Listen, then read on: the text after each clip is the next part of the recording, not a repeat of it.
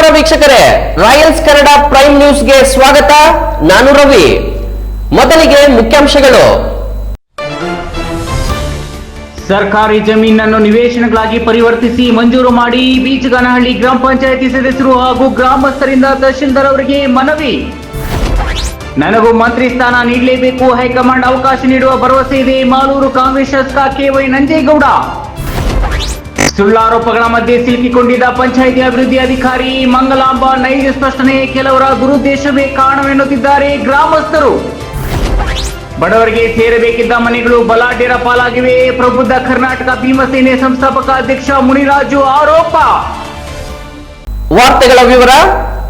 ಗುಡಿಬಂಡೆ ತಾಲೂಕಿನ ರಾಮಗಾನಹಳ್ಳಿ ಗ್ರಾಮದ survey number 35ರ ಸರ್ಕಾರಿ ಜಮೀನನ್ನು ನಿವೇಶನಗಳಾಗಿ ಪರಿವರ್ತಿಸಿ ಮಂಜೂರು ಮಾಡಬೇಕೆಂದು ಬೀಚಗಾನಹಳ್ಳಿ ಗ್ರಾಮ ಪಂಚಾಯಿತಿ ಸದಸ್ಯರು ಹಾಗೂ ಗ್ರಾಮಸ್ಥರು ಒಟ್ಟಾಗಿ ತಹಶೀಲ್ದಾರ್ ಸಿಫ್ರತುಲ್ಲಾ ರವರಿಗೆ ಮನವಿ ಸಲ್ಲಿಸಿದರು. ಈ ವೇಳೆ ಕಾಂಗ್ರೆಸ್ ಮುಖಂಡ ಹಾಗೂ ಗ್ರಾಮ ಪಂಚಾಯಿತಿ ಸದಸ್ಯ ರಮೇಶ್ ಮಾತನಾಡಿ, ಬೀಚಗಾನಹಳ್ಳಿ ಗ್ರಾಮ ಪಂಚಾಯಿತಿ ವ್ಯಾಪ್ತಿಯ ಬೀಚಗಾನಹಳ್ಳಿ, ತಳವಾರದಿನ್ನೆ, ಬಂದಾರ್ಲಹಳ್ಳಿ ಮತ್ತು ಬಾಲೇನಹಳ್ಳಿ ಗ್ರಾಮಗಳಲ್ಲಿ ಪರಿಶಿಷ್ಟ ಜಾತಿ, ಪರಿಶಿಷ್ಟ ಪಂಗಡ ಮತ್ತು ಹಿಂದುಳಿದ ವರ್ಗದ ಜನರು ಸೇರಿ ಸುಮಾರು 162 ಮಂದಿ ನಿವೇಶನ ರಹಿತ ಫಲಾನುಭವಿಗಳಿದ್ದಾರೆ. ಇವರು ಹಲವು ವರ್ಷಗಳಿಂದ ಸರ್ಕಾರದ ಯೋಜನೆಗಳಡಿ ನಿವೇಶನ ದೊರೆಯುವ ನಿರೀಕ್ಷೆಯಲ್ಲಿ ಇದ್ದರೂ ಸ್ಥಳಾಭಾವದ ಕಾರಣದಿಂದ ಪ್ರಯೋಜನ ಪಡೆಯಲಾಗುತ್ತಿಲ್ಲ ಎಂದು ಹೇಳಿದರು. ಅವರು ಮುಂದುವರಿಸಿ, ರಾಮಗಾನಹಳ್ಳಿ ಗ್ರಾಮದ ಸರ್ವೆ ನಂಬರ್ 35ರಲ್ಲಿ 8 ಎಕರೆ 23 ಗುಂಟೆ ಸರ್ಕಾರಿ ಜಮೀನಿದ್ದು, ಈ ಭೂಮಿಯನ್ನು ಬೀಚಗಾನಹಳ್ಳಿ ಗ್ರಾಮ ಪಂಚಾಯಿತಿಗೆ ಮಂಜೂರು ಮಾಡಿದರೆ ಗ್ರಾಮ ಪಂಚಾಯಿತಿ ವತಿಯಿಂದ ಫಲಾನುಭವಿಗಳಿಗೆ ನಿವೇಶನಗಳನ್ನು ಹಂಚಿಕೆ ಮಾಡುವ ಅವಕಾಶ ಸಿಗುತ್ತದೆ. ಇದು ಸಾಮಾಜಿಕ ಸಮಾನತೆಯನ್ನು ಸಾಧಿಸಲು ಸಹಕಾರಿಯಾಗುತ್ತದೆ ಎಂದು ಅಭಿಪ್ರಾಯಪಟ್ಟರು. ಈ ಸಂದರ್ಭದಲ್ಲಿ ಪಂಚಾಯಿತಿ ಸದಸ್ಯ ವೆಂಕಟನರಸಪ್ಪ, ದಪ್ಪರ್ತಿ ನಂಜುಂಡ, ವೀರಪ್ಪ, ರಾಮಣ್ಣ, ಮಂಜುನಾಥ್ ಸೇರಿದಂತೆ ಹಲವು ಗ್ರಾಮಸ್ಥರು ಹಾಗೂ ಮಹಿಳೆಯರು ಉಪಸ್ಥಿತರಿದ್ದರು. ಎಲ್ಲರೂ ಈ ಬೇಡಿಕೆಯು ಬಹುಕಾಲದ ಕನಸಾಗಿದ್ದು ಸರ್ಕಾರದಿಂದ ತ್ವರಿತ ಕ್ರಮ ಕೈಗೊಳ್ಳುವ ನಿರೀಕ್ಷೆಯನ್ನು ವ್ಯಕ್ತಪಡಿಸಿದರು. ವರದಿ ಮಹೇಶ್, ಗುಡಿಬಂಡೆ. ನನಗೂ ಮಂತ್ರಿ ಸ್ಥಾನ ನೀಡಲೇಬೇಕು, ಹೈಕಮಾಂಡ್ ಅವಕಾಶ ನೀಡುವ ಭರವಸೆ ಇದೆ ಎಂದು ಕೋಲಾರ ಜಿಲ್ಲೆಯ ಮಾಲೂರು ಕಾಂಗ್ರೆಸ್ ಶಾಸಕ ಕೆ.ವೈ. ನಂಜೇಗೌಡ ಹೇಳಿಕೆ. ಕೋಲಾರ ಜಿಲ್ಲೆಯ ಮಾಲೂರು ಕಾಂಗ್ರೆಸ್ ಶಾಸಕ ಕೆ.ವೈ. ನಂಜೇಗೌಡ, ನನಗೂ ಮಂತ್ರಿ ಸ್ಥಾನ ನೀಡಲೇಬೇಕು, ಹೈಕಮಾಂಡ್ ಅವಕಾಶ ನೀಡುವ ಭರವಸೆ ಇದೆ ಅಂತ ಹೇಳಿದ್ದಾರೆ. ಗುಜರಾತ್ನಲ್ಲಿ ಬಿಜೆಪಿ ಸರ್ಕಾರ ಮಾಡಿದಂತೆ ರಾಜ್ಯದಲ್ಲೂ ಆಗಲಿ 2.5 ವರ್ಷಕ್ಕೆ ರಾಜೀನಾಮೆ ನೀಡುವ ಸಚಿವ ಜಮೀರ್ ಅಹಮದ್ ಹೇಳಿಕೆಗೆ ನನ್ನ ಬೆಂಬಲ ಇದೆ. ನಾವು ಶಾಸಕರಾಗಲು ಬಹಳ ಕಷ್ಟಪಟ್ಟಿದ್ದೇವೆ, ನಮಗೂ ಮಂತ್ರಿ ಸ್ಥಾನ ಬೇಕು. ನಾನು ಕೆಳಹಂತದ ಎಲ್ಲ ಅಧಿಕಾರ ಅನುಭವಿಸಿದ್ದೇನೆ, ನಾನು ಮಂತ್ರಿ ಆಗುವ ಆಸೆ ಇದೆ. ಸಚಿವ ಸಂಪುಟ ವಿಸ್ತರಣೆ ಆಗಲೇಬೇಕು, ನಮಗೂ ಅವಕಾಶ ಬೇಕು. ಸಿಎಂ ಬದಲಾವಣೆ ಬಗ್ಗೆ ನಾನು ಮಾತನಾಡಲ್ಲ, ಅದೆಲ್ಲ ಹೈಕಮಾಂಡ್ ನಿರ್ಧಾರ ಅಂತ. ಕೋಲಾರ ಜಿಲ್ಲೆಯಲ್ಲಿ ಕಾಂಗ್ರೆಸ್ ಶಾಸಕರ ಒಮ್ಮತ ಇಲ್ಲ, ಅದಕ್ಕಾಗಿ 4 ಶಾಸಕರು 2 MLC ಇದ್ರೂ ಮಂತ್ರಿ ಸ್ಥಾನ ಸಿಗ್ತಾ ಇಲ್ಲ. ಕೋಲಾರದ ಕೋಮುಲ್ ಕಚೇರಿಯಲ್ಲಿ ಮಾಲೂರು ಕಾಂಗ್ರೆಸ್ ಶಾಸಕ ಕೆ.ವೈ. ನಂಜೇಗೌಡ ಹೇಳಿಕೆಯನ್ನು ಕೊಟ್ಟಿದ್ದಾರೆ. ಸುಳ್ಳಾರೋಪಗಳ ಮಧ್ಯೆ ಸಿಲುಕಿಕೊಂಡಿದ್ದ ಪಂಚಾಯಿತಿ ಅಭಿವೃದ್ಧಿ ಅಧಿಕಾರಿ ಮಂಗಳಾಂಬ ನೈಜ ಸ್ಪಷ್ಟನೆ ನೀಡಿದ್ದು, ಕೆಲವರ ದುರುದ್ದೇಶವೇ ಕಾರಣವೆನ್ನುತ್ತಿದ್ದಾರೆ ಗ್ರಾಮಸ್ಥರು. 1948ರಲ್ಲಿ ಹರಿಜನರ ನಿವಾಸಗಳಿಗೆ ಎಂದು ಮೀಸಲಿಟ್ಟಿದ್ದ ಸರ್ಕಾರಿ ಜಾಗವನ್ನ ಇದೇ ಗ್ರಾಮದ ಕೆಲ ಬಲಾಢ್ಯರು ಅಕ್ರಮವಾಗಿ ತಮ್ಮಗಳ ಹೆಸರುಗಳಿಗೆ ಖಾತೆ ಬದಲಾವಣೆ ಮಾಡಿಸಿಕೊಂಡಿದ್ರು. ಅದನ್ನ ಕಾನೂನಾತ್ಮಕವಾಗಿ ಹರಿಜನರಾದ ನಾವು ಪ್ರಶ್ನಿಸಿ ಸಾಮಾನ್ಯ ಸಭೆಯಲ್ಲಿ ಬಲಾಢ್ಯರು ಅಕ್ರಮವಾಗಿ ಕಬಳಿಸಿದ್ದ ಸರ್ಕಾರಿ ಜಮೀನನ್ನ ಪುನಃ ನಮ್ಮ ಹರಿಜನ ಜನಾಂಗದ ನಿವಾಸಿಗಳಿಗೆ ಮೀಸಲಿಟ್ಟರು. ಇದೇ ಕಾರಣದಿಂದ ಪಿಡಿಒ ಸಹ ದಲಿತ ಮಹಿಳೆ ಆಗಿರುವ ಕಾರಣ ಅವರನ್ನ ಟಾರ್ಗೆಟ್ ಮಾಡಿ ವರ್ಗಾವಣೆ ಮಾಡಿಸಲು ಹೊಸಹಳ್ಳಿ ಬಾಬು ಇತರರು ಸಂಚು ರೂಪಿಸಿ ದುರುದ್ದೇಶದ ಪ್ರತಿಭಟನೆ ಮಾಡಿದ್ದಾರೆ. ನಿಷ್ಠಾವಂತ ಅಭಿವೃದ್ಧಿ ಅಧಿಕಾರಿಗಳಿಗೆ ತೊಂದರೆ ಕೊಡುತ್ತಿರುವವರ ವಿರುದ್ಧ ನಾವು ಸಹ ಮುಂದಿನ ದಿನಗಳಲ್ಲಿ ಪ್ರತಿಭಟಿಸುವುದಾಗಿ ಎಚ್ಚರಿಸಿದ್ರು.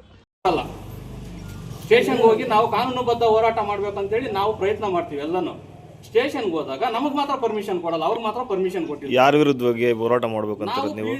ಇದು ಸದಸ್ಯ ಅಧ್ಯಕ್ಷರು, ಉಪಾಧ್ಯಕ್ಷರು ಮತ್ತು ಸದಸ್ಯರ ವಿರುದ್ಧ ಮೊನ್ನೆ ಧರಣಿ ಮಾಡಿದ್ರಲ್ಲ, ಅವ್ರ ವಿರುದ್ಧವಾಗಿ ನಾವು ಹೋರಾಟ ಮಾಡ್ತಾ ಇದ್ದೀವಿ. ಧರಣಿ ಮಾಡ್ಬೇಕಂತ ಹೇಳಿ ಬ್ಯಾನರ್ ಹೊಡ್ಸಿದೀವಿ, ಪಾಂಪ್ಲೆಟ್ ಮಾಡಿದೀವಿ, ಸ್ಟೇಷನ್ ತಗೊಂಡೋಗಿ ಇನ್ಫಾರ್ಮ್ ಮಾಡಿದೀವಿ.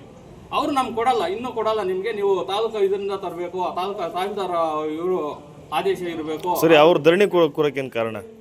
ಅವರು ಪಿಡಿಒ ಅವ್ರ ಮೇಲೆ ನಮ್ಗೆ ಕೆಲಸ ವಜಾ ಮಾಡಿಕೊಟ್ರಲ್ಲ. ನಮ್ಮ ಪರವಾಗಿ ನಾವು ಕೇಳಿದ್ದಕ್ಕೆ ಅದು ಅಕ್ರಮವಾಗಿ ಇದು ಮಾಡಿರೋದು, ನಾವು ವಜಾ ಮಾಡಿದ್ರಲ್ಲ. ದಲಿತ ವರ್ಗದವ್ರು ಆಗಿರೋದು, ದಲಿತ ವರ್ಗಕ್ಕೆ ಇವರು ಇದು ಮಾಡಿ ಸಪೋರ್ಟ್ ಮಾಡಿದ್ರು.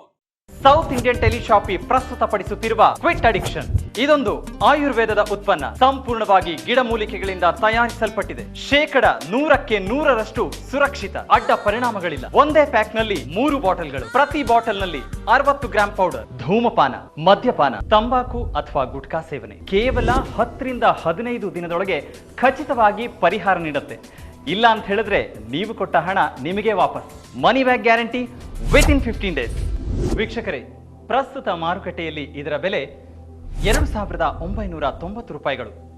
ಆದರೆ ಇದೀಗ ನಿಮಗೋಸ್ಕರ ವಿಶೇಷ ರಿಯಾಯಿತಿ ದರದಲ್ಲಿ ಕೇವಲ 1,990 ರೂಪಾಯಿಗಳಲ್ಲಿ ಮಾತ್ರ. ಕ್ವಿಕ್ ಅಡಿಕ್ಷನ್ ಪೌಡರ್ಗೆ ಆರ್ಡರ್ ಮಾಡಿ. ಕುಡಿತದ ಚಟದಿಂದ ಹೊರಬರಬೇಕೆ? ಕ್ವಿಟ್ ಅಡಿಕ್ಷನ್ ಪೌಡರ್ನ ಬಳಸಿ. ಧೂಮಪಾನದಿಂದ ಮುಕ್ತರಾಗಬೇಕೆ? ಕ್ವಿಟ್ ಅಡಿಕ್ಷನ್ ಪೌಡರ್ನ ಹಿಂದೆ ಬಳಸಿ. ತಂಬಾಕು ಅಥವಾ ಗುಟ್ಕಾ ಸೇವನೆಯಿಂದ ದೂರವಿರಬೇಕೆ? ಕ್ವಿಟ್ ಅಡಿಕ್ಷನ್ ಪೌಡರ್ನ ಬಳಸಿ. ವಿರಾಮದ ನಂತರ ರಾಯಲ್ಸ್ ಕನ್ನಡ ಪ್ರೈಮ್ ನ್ಯೂಸ್ಗೆ ಮತ್ತೊಮ್ಮೆ ಸ್ವಾಗತ. ಯಾವುದೇ ಮೂಲ ದಾಖಲಾತಿಗಳಿಲ್ಲದೆ ಸರ್ಕಾರವು ಕಡು ಬಡವರಿಗಾಗಿ ಆಶ್ರಯ ಯೋಜನೆ ಅಡಿ ನೀಡಿರುವ ಮನೆಗಳಲ್ಲಿ ಕೆಲ ಅನಾಮಿಕರು ಸೇರಿಕೊಂಡಿದ್ದಾರೆ. ಅಲ್ಲದೆ ಬಡವರಿಗೆ ಸೇರಬೇಕಿದ್ದ ಮನೆಗಳು ಬಲಾಢ್ಯರ ಪಾಲಾಗಿವೆ ಎಂದು ಪ್ರಬುದ್ಧ ಕರ್ನಾಟಕ ಭೀಮಸೇನೆ ಸಂಸ್ಥಾಪಕ ಅಧ್ಯಕ್ಷ ಯು ಮುನಿರಾಜು ಆರೋಪಿಸಿದ್ದಾರೆ. ಯಾವುದೇ ಮೂಲ ದಾಖಲಾತಿಗಳಿಲ್ಲದೆ ಸರ್ಕಾರವು ಕಡುಬಡವರಿಗಾಗಿ ಆಶ್ರಯ ಯೋಜನೆಯಡಿ ನೀಡಿರುವ ಮನೆಗಳಲ್ಲಿ ಕೆಲ ಅನಾಮಿಕರು ಸೇರ್ಕೊಂಡಿದ್ದಾರೆ. ಅಲ್ಲದೆ ಬಡವರಿಗೆ ಸೇರಬೇಕಿದ್ದ ಮನೆಗಳು ಬಲಾಢ್ಯರ ಪಾಲಾಗಿವೆ ಅಂತ ಪ್ರಬುದ್ಧ ಕರ್ನಾಟಕ ಭೀಮಸೇನೆ ಸಂಸ್ಥಾಪಕ ಅಧ್ಯಕ್ಷ ಯು ಮುನಿರಾಜು ಆರೋಪಿಸಿದ್ದಾರೆ. ಈ ಕುರಿತು ಮಾಧ್ಯಮಗಳೊಂದಿಗೆ ಮಾತನಾಡಿರುವ ಅವರು, ನಮ್ಮ ಸಂಘಟನೆಗೆ ಹಲವಾರು ದೂರುಗಳು ಬಂದ ಹಿನ್ನೆಲೆ ನಾವು ಸ್ಥಳಕ್ಕೆ ಭೇಟಿ ನೀಡಿ ವಾಸ್ತವಾಂಶ ನೋಡಿದ್ದೇವೆ.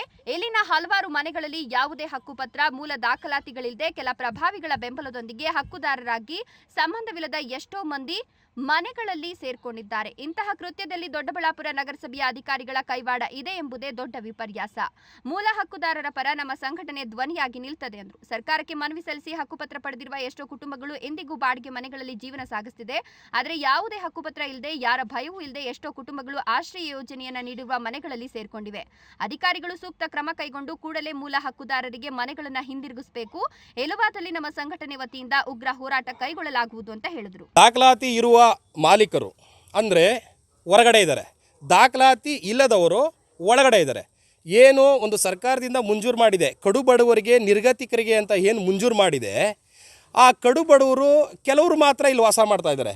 ಇನ್ನು ಕೆಲವರು ಕಡು ಬಡವರೇ ಅಲ್ಲ, ಕೆಲವು ಮಾರಾಟ ಮಾಡಿದ್ದಾರೆ. ಕಡು ಬಡವರಿಗೆ ಅಂತ ಅಂದ್ಬಿಟ್ಟು ಏನು ಸರ್ಕಾರದಿಂದ ಅಲರ್ಟ್ ಮಾಡಿದೆ, ಒಂದು ರಾಜೀವ್ ಗಾಂಧಿ ಬಡಾವಣೆ ಮತ್ತು ಅಂಬೇಡ್ಕರ್ ಬಡಾವಣೆ ಇದೆ.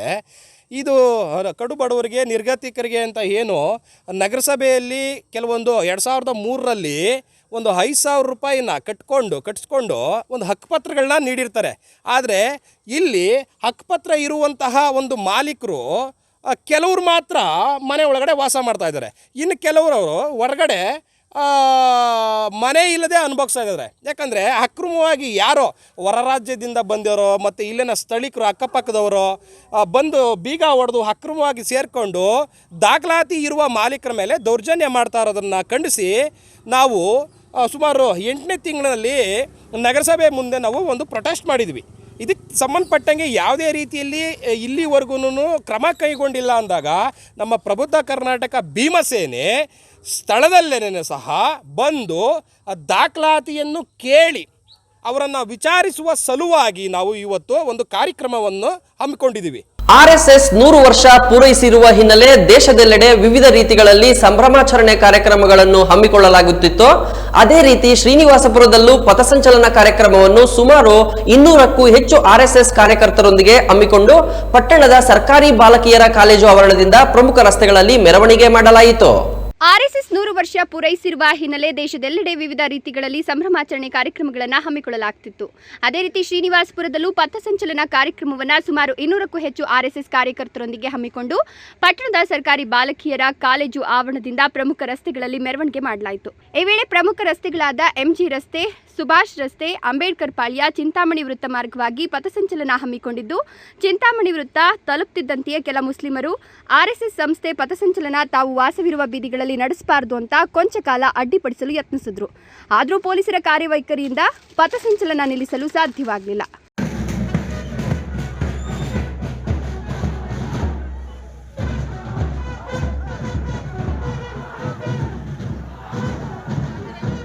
ಆದರೂ ಕೂಡ ಪೊಲೀಸರ ಕಾರ್ಯವೈಖರಿಯಿಂದ ಪಥಸಂಚಲನ ನಿಲ್ಲಿಸಲು ಸಾಧ್ಯವಾಗಲಿಲ್ಲ. ಅವರ ಅಡ್ಡಿಯ ನಡುವೆಯೂ ಆರ್ಎಸ್ಎಸ್ ಕಾರ್ಯಕರ್ತರು ಯಾವುದೇ ಅಹಿತಕರ ಘಟನೆಗಳಿಗೆ ಅವಕಾಶ ಕಲ್ಪಿಸದೆ ಪಥಸಂಚಲನ ಶಾಂತಿಯುತವಾಗಿ ನಡೆಸಿಕೊಟ್ಟ ವಿಧಾನದ ಮೂಲಕ ಸಾರ್ವಜನಿಕರ ಮೆಚ್ಚುಗೆಗೆ ಪಾತ್ರವಾಗಿದೆ. ಕೊನೆಯದಾಗಿ ಮತ್ತೊಮ್ಮೆ ಮುಖ್ಯಾಂಶಗಳು. ಸರ್ಕಾರಿ ಜಮೀನನ್ನು ನಿವೇಶನಗಳಾಗಿ ಪರಿವರ್ತಿಸಿ ಮಂಜೂರು ಮಾಡಿ ಬೀಚಗಾನಹಳ್ಳಿ ಗ್ರಾಮ ಪಂಚಾಯಿತಿ ಸದಸ್ಯರು ಹಾಗೂ ಗ್ರಾಮಸ್ಥರಿಂದ ತಹಶೀಲ್ದಾರ್ ಅವರಿಗೆ ಮನವಿ. ನನಗೂ ಮಂತ್ರಿ ಸ್ಥಾನ ನೀಡಲೇಬೇಕು, ಹೈಕಮಾಂಡ್ ಅವಕಾಶ ನೀಡುವ ಭರವಸೆ ಇದೆ. ಮಾಲೂರು ಕಾಂಗ್ರೆಸ್ ಶಾಸಕ KY ನಂಜೇಗೌಡ.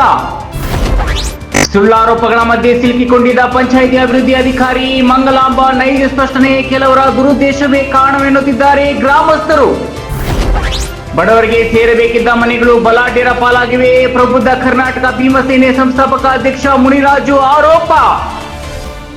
ಇಂದಿನ ಸುದ್ದಿ ಮುಕ್ತಾಯವಾಯಿತು. ನಮಸ್ಕಾರಗಳು.